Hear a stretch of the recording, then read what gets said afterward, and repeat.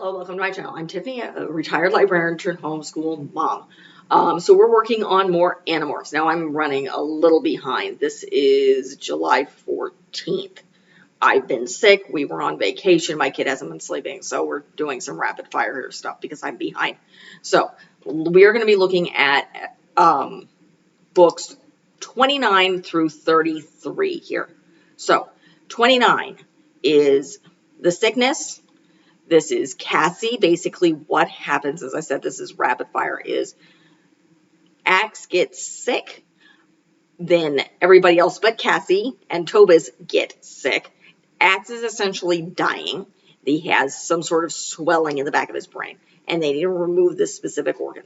So she has to go in to the Yeerk pool to rescue one of the Yeerks that they had basically promised not to hurt people anymore, and they're going to torture her. So she has to go in and rescue her. She does this, obviously nearly dies, as they do, escapes in the nick of time kind of thing. As I said, these things are becoming very formulaic, which again is a really good thing for this type of book. But again, she's able to get back this Yeerk who knows the anatomy of androlytes, tells her where to cut, and she does surgery and saves Axe's life, and then the rest of her friends get better. So that's the rundown of this one. So next book. So this is book 30. This is The Reunion. This is Marcos. This has to do with Marcos' mother. He gets upset for having nightmares, skips school one morning, plans to go to the movies in the city, sees Vassar 1, aka his mother, and does all sorts of slightly shady stuff to spy on her.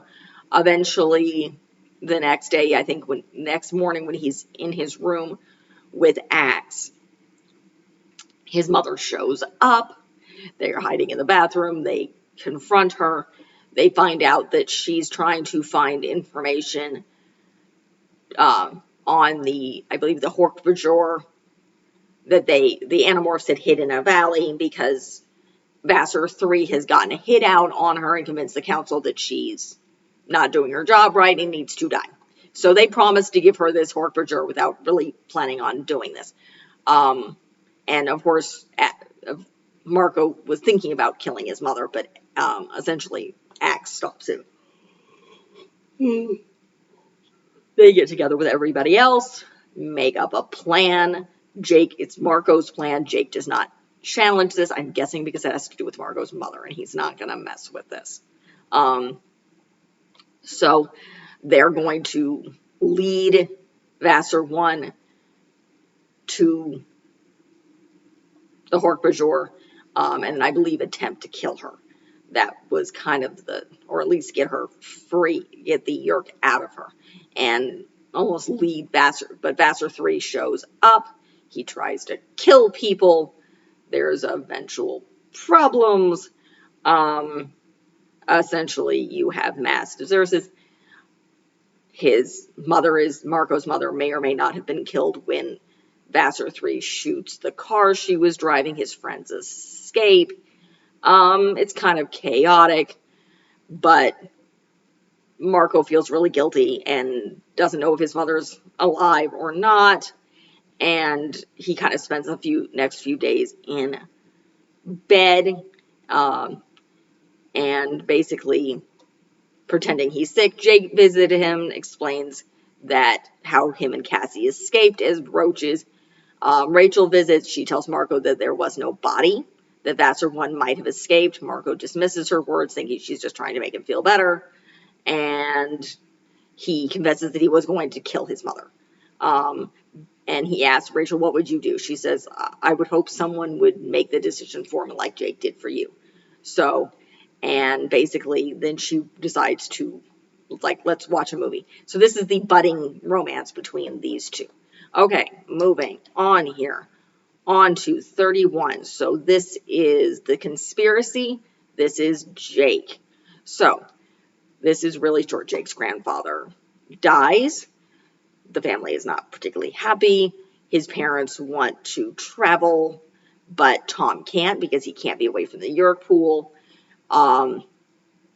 Essentially, but his parents are putting their foot down on this, so Tom's controller, the Yeerk inside his head, who's basically planning to kill Jake's father, and the Animorphs have to get away to protect his father, and that is what they do. This I was only able to skim through this, and the plot summary is very, very lacking.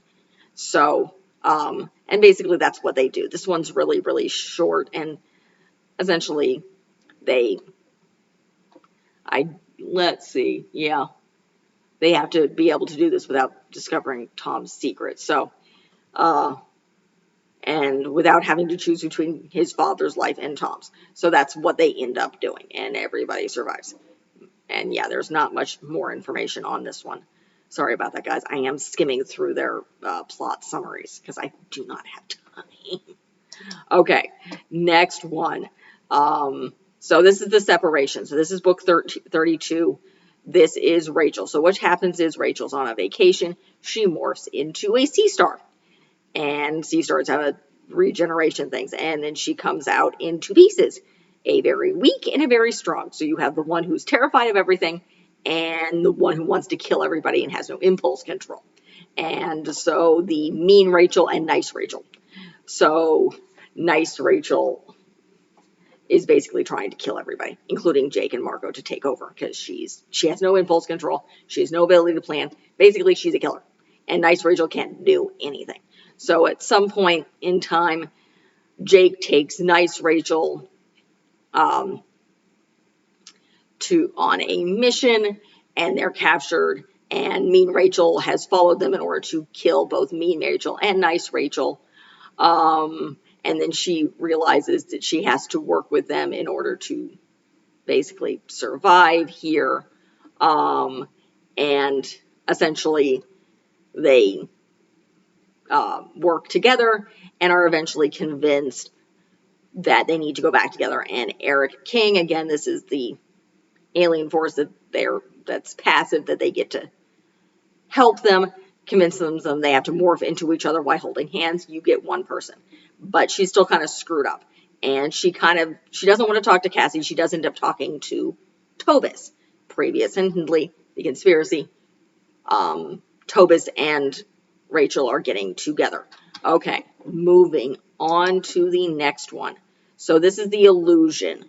This is Tobis. Now, if you remember, Tobis has basically found out that he is literally half androlyte. He is Axe's nephew by blood. So what happens is he is captured and tortured by the Yeerks. And they have they discovered a demorphing ray. They develop a demorphing ray. They try to demorph him, but they can't because, again, he's actually stuck in hawk form. So while he can now morph into himself, he's still stuck in hawk. He's still his normal form is hawk form. So they torture him. Essentially, the sub-vizier Taylor, who's obviously in human form, and she tortures him and by basically making him feel both pleasure and pain at the same time. He is rescued, but basically he has some weird images that's explained to him by Axis. Basically, these are the memories that you get right before you die.